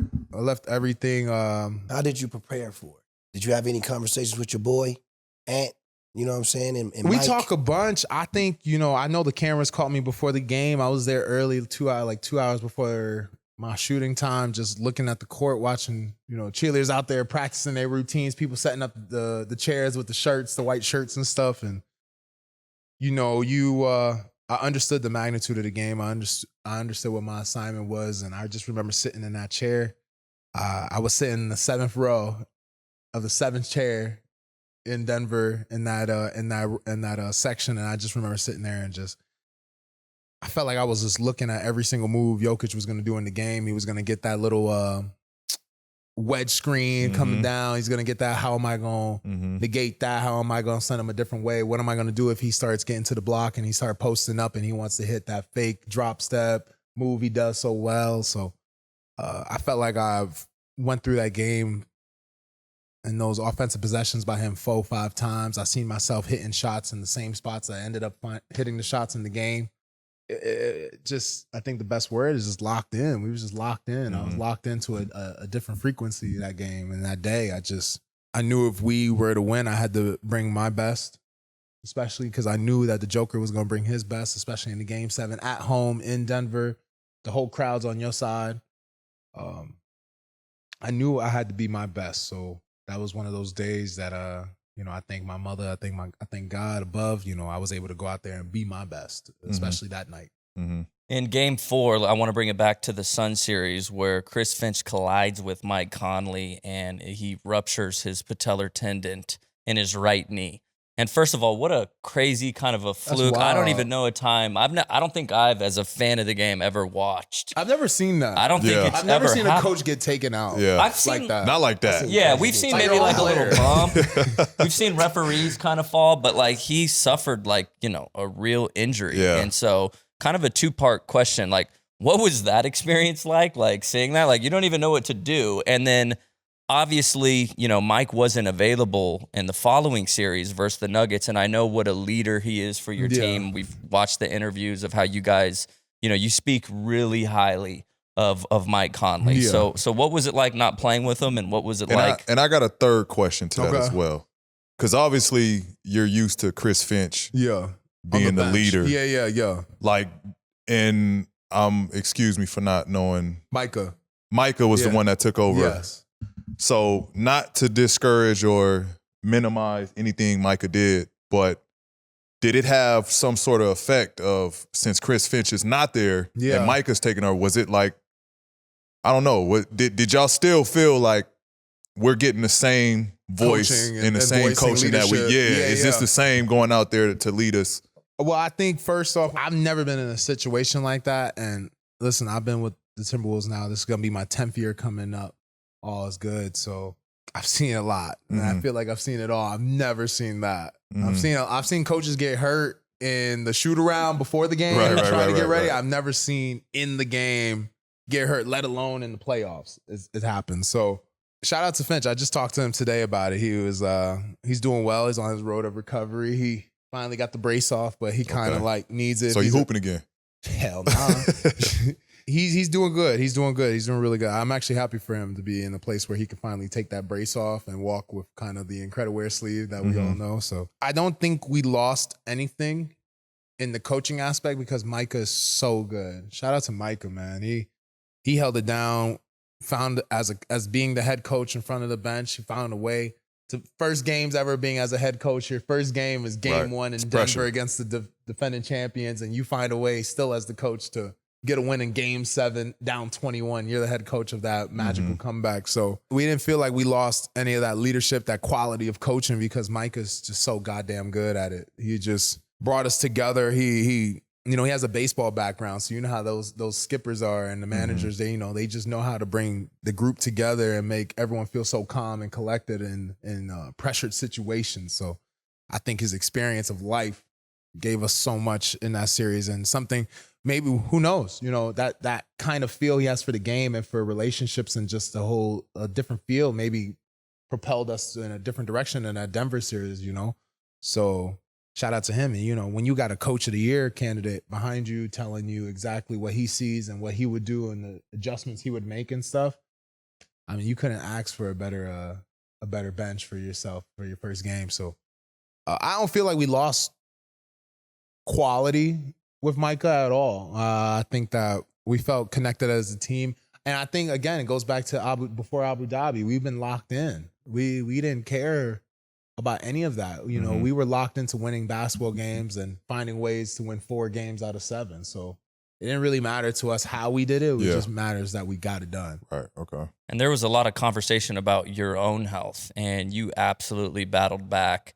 I think even P kind of thought you were done for the season. I think everyone we talked thought about you were it. done. I was like, P, I think I'm gonna come back soon. You go, no fucking way. Because we had a conversation. They asked like, I'm like, nah, there's no way. Like, Cat's done. Like, damn, Minnesota was like looking promising. Yeah. And I know what it means to get to this point and not to be available at the end of the year. So I'm like, damn, I know he's pissed about this. Yeah. And then I talked to you, and we he was playing like, Call of Duty, and I yeah, was like, he shit, like, man, yeah. I would think maybe like, I think I give myself maybe one more week. And he I'm was like, no wait, fucking way, wait, one more week. what? But I'm like, what? how much of a challenge did that present, like your health during that run? Like, were you 100% or like kind of where were you at? No. I felt really good and I understood the situation. So I was kind of not worried about 100%, 90%, 80%, whatever that was. I didn't really think of it in any sort of like that. So I was doing what was needed to make it happen. And I think when we got later and later and we started getting deeper into the playoffs, that's when the things started showing why I came back so quick. You know, knees started flaring up, started being super swollen. Some days I couldn't practice just because it was just unable to walk. So it was like, I can't do it. Mm-hmm. And, you know, if it wasn't for our medical staff, I would have been held out more. I kept forcing myself out there because I thought these practices and the shoot-arounds are extremely important for us for our preparation in the game. So I'm one of those guys that goes 100% in shoot-around, goes 110% in practice. You know, I want to make sure that I'm taking game reps and game activity in those moments where I get a free chance to practice it. So I did what I had to do. When the season was over, did I pay for that decisions I made? For sure. Still am right now. But I'm in a great spot right now to enjoy my summer, you know, enjoy time with my brothers and be able to do stuff like this where I'm in a spot where I feel really confident about how I'm going to feel coming in the next year. I'm going to be stronger. I'm going to be better. I'm going to be more experienced. I got more, you know, I just got more years under my belt. I've seen so many different ways of losing. So I know people hate the word losing and I hate the word losing. We all hate the word losing, but there's a truth in losing that you can't propel to the next level without knowing what failure at that level is. So you could get through that threshold and get to the next one and see what's the next obstacle, what's the next challenge you tell me I can't do or that's impossible or something that's has a 1% chance of working, and I could go out there and figure out the formula. Yeah. What was the peace of mind? What was your peace of mind through it all? Going through the criticism, people having shit to say. Obviously, only you know what you're dealing with, and still making yourself available to your team, knowing that you're not 100%. What was that peace of mind like? Because I know what that's like. I still get scrutinized, and people still say he not a playoff and that's performer. Unfortunate too, because I'm with you all summer. So if anyone could give insight to how hard you work and how I know you're working in the gym, it's me, and I see you there with me those 4-5 hours. Right. But because I've been through that, right? Yeah. Like I get criticism of not being a playoff performer. Yeah. Off of a series against Utah where I was taking Toradol, right? Because I had a partial tear in my left knee. So like I came out hot. Yeah. You came out feeling great. But you know that Toradol wears off. The thing about the painkillers is and like now they I'm wear starting to off. decline because I can't move. Like my shit's hurting now. And then same situation in Portland. After that playoff series, I got 2 shoulder operations off Toradol. Yeah. And so for you, what was your peace of mind going through that, knowing that you're not 100%, but still finding a way to just be there and available for your team? I just wanted to play basketball. I wasn't gonna let my brothers go through this exciting journey without me. So I wanted to be part of that journey. And I knew that I could help our team win. If I didn't feel in any sort of fashion I could help us win, I wouldn't have played. But I felt in my heart and my soul that I could do a lot of things that this team needed, regardless if it was a 42-minute action or it was just 20 minutes, 15 minutes here and there, take a 3 in the corner, defend a little bit, whatever the case may be. I was going to do whatever it took to win. So I just wanted to be available for my guys and be available for my brothers and the coaching staff who we've been through this journey all year of, it's tough, as you know, the season, it's not easy. And y'all know exactly when we all been talking. So and I understand you too. Yeah, because it's just a tough narrative, right? It's just a tough narrative. It is. And you know what it is though? The world we live in now, it don't matter if PG go out next playoff series and get 35 a night. They gonna keep bringing up this one series like that matters. But if he has 2-3 good series in a row, they in the I'm just making up Western Conference, now Eastern Conference Finals, and P's just playing okay or below the standards that they set for him. they're gonna say he's choking in the playoffs. Right. In actuality, you know, he's doing exactly what Right. he needs to do to win. But It don't even matter about the win anymore at that point. Yeah, I just think it's just a tough narrative because It's tough to on beat one 'cause- side, yeah. they talk shit for you not playing. Oh, you should play through this, you should play through that. But then when you don't perform at the level that they think you should perform at, oh, you not this, you not Yeah. that. But it's like, if I play hurt and I don't perform, y'all got a problem. Yeah. If I don't play because I'm hurt, y'all got a problem. So like, where is the, you know what I mean? Where's the middle ground of this? Yeah. I remember for me, I just didn't give a damn. I just went out there and got the job done. That's Yeah. all I could think about. So No, I mean, at the end of the day, that's what Yeah. that's what you psych yourself out to. That's the reason why you lace it up and you give knew everything. If I was given opportunities, you know, to utilize my talent in the way you've seen in the regular season, I obviously I would take that opportunity. But it's the playoffs, so they're gonna make me do something different. So I feel like in the playoffs, I got to show something they told me I couldn't do, which was play defense. And I was like, all right, I'm gonna go guard whoever the best player is at all times, all series. So, you know, it's I don't really listen to none of that because at the end of the day, if we don't win, they're gonna say something bad about you. I could get 26, 28 a night and you don't win, they're gonna say you bad. I've seen the way people was trying to talk about Luka, like he wasn't getting Right. triple dubs and Right. stuff. Like I was like, really? That's Right. how it goes. So That's a good you know point. what I'm trying to say? It's just Yeah. flip flop. It's always a big flip flop. But at the end of the Because day, they built them up all year, Yeah. and they wait to the finals to say, "Oh, now you can't play defense." Yeah, like, y'all what? ain't said nothing about his He in defense. the finals, Yeah, like- he brought his team to the finals. He you did was all of this talking shit. so highly about him when he was, you know, doing some amazing things against us when he had to. But now he gets in the finals. Now it's Yeah. a problem. So it's like, you know, it's the whole thing is just fragile. How you know? How long into your career did you start feeling that way on not caring? Because I don't know. I don't think it's not a not care though. I think that's the misconception. It's like, ignoring. nah, it's just I'm gonna speak for me and P because I know P well enough to say this because we doing this. You good with this? Let me hear what he said. No, it's not bad. It's gonna be true. When you say not care, I think that's the wrong words to use. It's not that we don't care. It's just that we're not looking for validation from these people anymore. We older. You know, he got kids. He got a wife. And I'm growing up in my own self and finally getting to a stage where I'm like, I don't need validation from these people here and there. I know he knows Right. when we go in the gym, we put in the hours in. I'm Mhm. putting the work in. Just like I said in the Dallas series. I know I walk in the gym. I know who was in the gym with me. I know it was dark in the gym when I walked in and I turned the lights on. I know the basketballs were perfectly set up right there in the middle at Mayo Clinic, and I had to grab the basketballs off to shoot the ball and get thousands of shots up, you know? So I know I was the one doing that. So I don't see me missing shots as I didn't put the work in. We put the work in. We've put the time in. We've definitely put the extra hours that's needed to be great. So I think you saying don't care is the wrong words because fans, you know, they run with words. You know, words are very impactful and important Fair. when you're talking about, especially a podcast. So Mhm.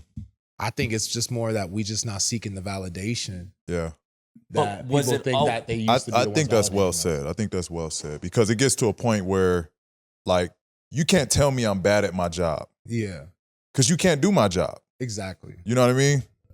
So it kind of goes through one ear and out the other, and you just because if you listen to what they're saying the whole time, then you gonna Yeah. feed into like, damn, questioning yourself. Like I feel like too, if you start listening to all that, you stop playing to win. You start playing to prove. you start people playing to wrong. prove Yeah. people Yeah, wrong you know instead what of I'm trying playing to the say? game. You told me I couldn't get 30 in a playoff game, so I got 30, but we lost by 20. Right. Yeah, But you right. told me that's all I had to do to impress y'all. Now you're not impressed by that. You changed the goalpost. Right, Yeah. right. I think that's just kind of like I realized that as I got older, it's just I just don't need validation from these people no more, and I don't search it, I don't seek it, I don't need it. You know, I go home. I go home from the practice. I don't even want to talk about the game. I talk about the practice and the shoot arounds. I know I put the work in. So I go home very proud and happy about the moment of playing the game at 7:00 or 8:30 on playoffs or 9, whatever it is. Because I know I put the work in. So this is the part I get to have fun. Even if I go out there and I don't perform the best I would like to perform, because no matter how many critics we got, we always gonna be the biggest critics of ourselves. Mhm. That's So- what people don't understand. Yeah, so like you trying to bash me? I've done 3 times worse than myself because I know I put the work in and I want to see it. I want to see the work show itself on the court. Yeah, I think to a degree, right? Obviously, there's some people that have more weight and more equity in the game. That their words hold weight, right? And when they say things, you know it's coming from a great place because they've been there. Yeah. They know what it looks like. And you know what their agenda is. Their agenda is to try to push you to get there.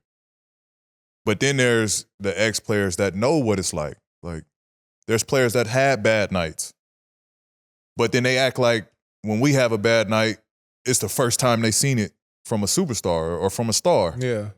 Like, you've been a superstar. You know what an off night look like. Yeah. You know when a struggling night look like. Yeah. Like, you know what a rough patch in the season look like. Mhm. You know what I mean? Like, don't play like you ain't been in our shoes before because it wasn't, like, back then it wasn't televised the way it's televised. There wasn't no Instagram. There's like, no social media. there was to no show the social times that you medias to didn't see succeed. those moments of when y'all struggle. Like, don't act like y'all haven't been through this, been through these rough patches either. You know what I mean? Don't act like you haven't won anything or you've won every championship there or you've been to every finals. Like, you haven't either. You know what I mean? So I think that's kind of where I get frustrated when it comes to. I love when they push the generation under. When you're speaking of the For older sure. heads, I love that they push Anthony us to be Edwards, better. You know, like for me, I love seeing Ant. I feel it's weird. The media try to make it seem like I don't want Ant to succeed. I'm the biggest Ant cheerleader I can be, biggest fan. I want to see him win. I want to see him grow to be the face of the NBA. I want to see him do things that has never been done in the NBA. I want to see that. Mm-hmm. I'm not gonna say we old, but we've had a great moment where we were like looking at this and saying, "Wow, the world is ours." And now we locked in the winning. We want championships. He got kids. There's a different importance in life, Mm-hmm. So, and that's rightfully so. And I think that I agree with what you're saying. It's just I just know that for me, I hate that I keep trying to see these media like people try to put me and Ant against each other, and we just want to see each other win, like big bro, little bro. We just want to see each other win. I want to see him win more than even me. I love when I see him on a commercial and stuff. I get excited. I can show you my phone. I'm texting him when I see a commercial, like I'm the uncle of my dad, I'm trying to say, oh my Look God. at you. Yeah, exactly. I just sent him a picture. We was in Rome, me and wifey, and we was just having our vacation. I saw someone walking down the street with an Anthony Edwards jersey. I ran that boy down. I said, yo, that jersey's fire. He looked at me like, Carl? And I was like, nah, let me get a photo of this real quick. Took my phone out, looked like a tourist taking a photo. Man gave me a thumbs up and all. I sent it to Ant. So I just, I understand what you're saying, and it's true. I mean, we live in a different era, both of us. Like, we live in the era of social media. We live in the era of instant, you could pull up the facts, you could pull up the footage and stuff. And I think that the only thing I can speak of, I see players when they speak on this, and I'm not even speaking on both of us, just anything just randomly pops up on my way. And, they bringing up clips and stuff from back in the day, and I ain't even ever seen these clips. So now I'm looking like, yo, what happened here and stuff like that. So like you said, they understand what it is to be in the NBA ground. I'm not even going to say like a good game, bad game, none of that. But they understand what it is to be in the NBA. What an NBA. If you in the NBA, you understand what it is to be in the NBA. You understand that the highs are really, really high and the lows are really, really low. And it's about finding a way to stay in between, regardless if you had, for me, 62 points or you had a day where you had 8 points, 10 points, like just finding a way to stay even keeled in all of this. Mm-hmm. Well, I want to ask y'all both a question. Since y'all both went through up and down season of good and bad or whatever, I want to know, what would y'all consider to be your favorite part of the season? This past season or just any season? Yes, this past season. But all the stuff y'all was Well, just saying right now. I think for us, speaking for us in my time this past season with the Clippers, right after the trade, right, we get James, we lose, 5-6 games in a row. And then I won like 9 out of 10. Then we go on a crazy streak. Yeah, I remember I was watching. I was like, when the hell they get from Yeah, well, we start figuring it out. But then we go through a stretch of like a month and a half where we were just playing extremely high-level basketball. And I think it was now at that point where people were jumping on the bandwagon. Mm-hmm. Like, this team is for real now. They serious. Sure. They found their rhythm. And just that stretch, like going on the floor with your brothers, being out there with Russ, Y, James, Big Zoo, you know what I mean? The whole Shout out Big squad. Zoo, man. Being out there with them, it was a presence that like, it felt like we was gonna win. Every time we touched that floor, it felt like we was gonna win. So I think that was the highlight because you know, you can't bottle that up. I wish you could bottle that up and be like, you know what? We figured it out. Let's hold off and take this to late April, early May. Yeah. You know what I mean? I feel like we peaked out. In May. Yeah. I feel like we peaked out. Teams figured us out, and it was downhill from there. But that moment, it felt like, all right, we for real. This who we are right here. Yeah. Your favorite part? Honestly, I'd probably say the end, like, you know, the last games of the year, and we seeing Nas win Sixth Man of the Year. We're seeing Rudy win Defensive Player of the Year. Mike Conley win Teammate of the Year. Like, that to me was some of my funnest times because you're seeing a culmination of a whole year's work shown on the people who've put the work in, and they finally get credited with that work. You know what I'm trying to say? So it was really cool to see my teammates really getting the flowers they deserve from the media, from the game of basketball and everyone. So I thought that for me was the funnest because I love seeing my brothers win. So I had a really good time then. And then, you know, obviously from there, it went into being in the playoffs and winning the first round and going through everything with the second round. And I think that was some of the funnest times playing basketball. It wasn't, it didn't feel like pressure. It just felt like we was having we get to go out there on a national stage and just play basketball at a high level, you know, and we just knew we had to play at a high level. There was no like, oh, well, maybe tonight we have it, maybe we don't. Nah, you got to make it happen. So I thought that was the funnest time for me, just to be in that situation, be with these guys. You know, our locker room is so special. And you know, we always talk about Anthony Edwards and we talk about Nas, but you know, it's people like Jalen Clark, Knicks, Josh Minot, like, you know, those guys at the end of the bench, Leonard Miller, you know, those guys at the end of the bench being able, for me, been here 10 years, being with those young guys, being able to, in a way, provide that situation for them to recognize playoff basketball at its highest level and be in the Western Conference Finals, to be seeing us win in Denver, to be seeing us win in Phoenix with a sweep, like, I want to say old, but as a vet, like, it felt really good, and I felt super accomplished being able to provide that for the young guys. You know, an experience like that we both know it's rare. It's rare to be in that kind of situation. So I would say that's my favorite part of the year. And I remember talking to you about that time with that trade and everything, because I was like, man, y'all just because one day I remember we were sitting having team dinner, and I was like, I remember one time I looked up, y'all was like 9 in the West, whatever. And next, you know, I look up, y'all was like 4. I said, how the hell they 4 all of a sudden? We were scratching and clawing. Bro, I was like, how the hell that happened? And you know, 10 games in NBA go like that. Yeah, facts. You know, that could be 3 weeks, right, and you done. We talking a whole different ball game. What was your favorite part of the year, Dallas? My favorite part of the year? Yeah, what was your favorite part? That's a good question. That is a good question for Dallas. Man, my favorite part of the year, this is going to sound probably just... Podcast P and All-Star? No, Okay. I really enjoyed this year. It's kind of like the whole year. I made it a point, because of the podcast, to try to go to as many games as possible. Because typically, you know how it is, driving down to LA, there's traffic, and it can be difficult, you know, even though it's like, oh, you get tickets, you should be going to every game. It's like, bro, it's tough. It's with work and going down there. I don't think fans understand that, though. Like, just being in LA for a game in LA, it's like a movie. It's 50 minutes to get there. Yeah, so I got to leave early, but 50's quick. Yeah, 50 is generous. Well, I would try to leave early, but I would say just my overall best part of the moment was just being able to go to so many games that I did go to, because obviously, I mean, I had a deposit down for season tickets the next year, and I had no clue. You got a good friend. Again, I had no clue. Good friend. No, it had nothing to do with him. I was going to get season tickets for the next year to bring clients and to kind of host. But he got, and then next thing you know, he's out of there. So I'm really happy that I didn't just fuck shit up, huh? I mean, no. You wouldn't say that, right? No, I wouldn't say that. Not on Podcast P. Well, he had nothing to do with it. That's what I'm saying. I had to cancel him in March, but so you had a great freeload year. Wow. Pretty much, yeah. It was fun to go watch my friend play. For you know, and I'm not going to have that opportunity anymore. So I'm happy that I did go to those games when I wasn't feeling like you still got 2 games a year in LA. Yeah, no. Trust me, I'm looking forward to being on that. To go to the games on. That's gonna be 5. What about you, Jackie? What was your favorite part of the season? This is the one I've been waiting for. I want to know what Jackie gonna say. Jackie gonna say some wild shit. Oh no, my favorite part of the year is literally Don't say no like working with friends that's been my friends and I love.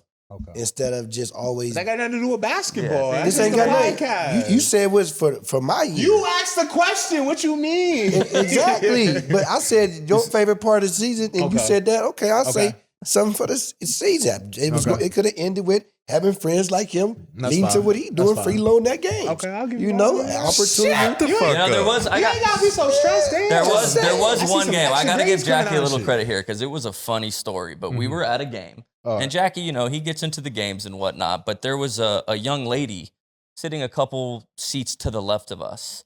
And Jackie noticed that there was a fan, which I originally thought they were with each other. And Jackie knew that the fan was not with this young lady. And he was bothering her and stuff like that. And you know what? Jackie stood up like any good man would. Told that guy, leave him alone, leave her alone. Do you remember that story where you got in that guy's face? And that was my highlight of the season for Jackie. The Pasadena came out. Pasadena. But I mean, that's come Jackie, on every now and then.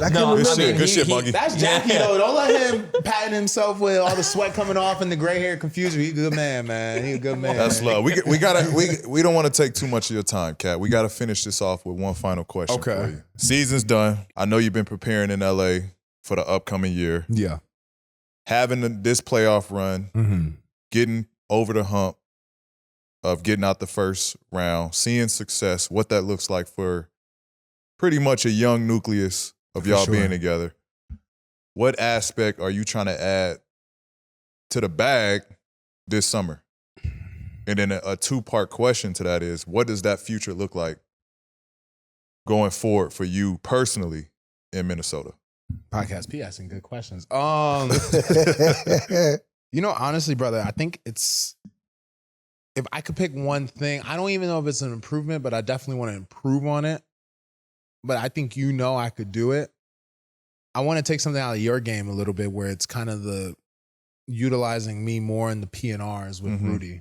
I thought we did a really good job of that late, but it wasn't like I wanted to say that because I thought you in pick and roll, you surprised me. I ain't gonna lie.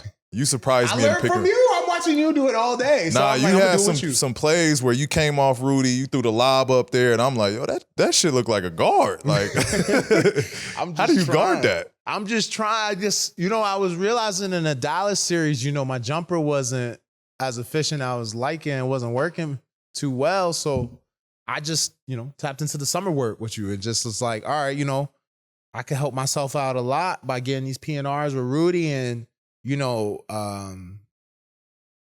Lively and Gafford, great players, but they're in that PNR, they're in the drop coverage. So I was like, yo, if we could get me with PJ Washington on me on the PNR, Gafford got to drop because he's not gonna pull up because Rudy's gonna go to the basket, I can throw the lob, and I've proven I'll do it at any time. Just utilize that drop coverage they got and just, probe the whole time and get to a point where I could get a 1-2 quick, go up to the basket, shoot a layup. I think that could have, helped a lot with just, getting me going a little more than just trying to force the 3 to go in. But I think that it's super effective. And every time we've ran it in the season, we've got tremendous results from it. So I think it's an improvement of me even getting better with the probing and the situational awareness of a PNR with a drop coverage, whether it also is a wall coverage, whether it's a double team off of that, whatever the case is. I think I want to just improve in that kind of situational awareness and that effectiveness I have in that situation. And I think also just implementing it more into our team. I think that, Ant does a lot where he's getting the ball at half court and it's a lot of running downhill. And I know he would never say it, but like I seen it. I've been through it. I've been there. It's like, it's a lot of running. It's a lot of cardio. So just trying to like ease up the pressure on him where he doesn't always have to be the one doing it. And I'd seen him taking some corner threes. So even that comes out to be where I'm the one doing the PNR with Rudy, throw the ball to the corner. Now Ant has a one-on-one with a guy closing out to him. He's already at the advantage before we start.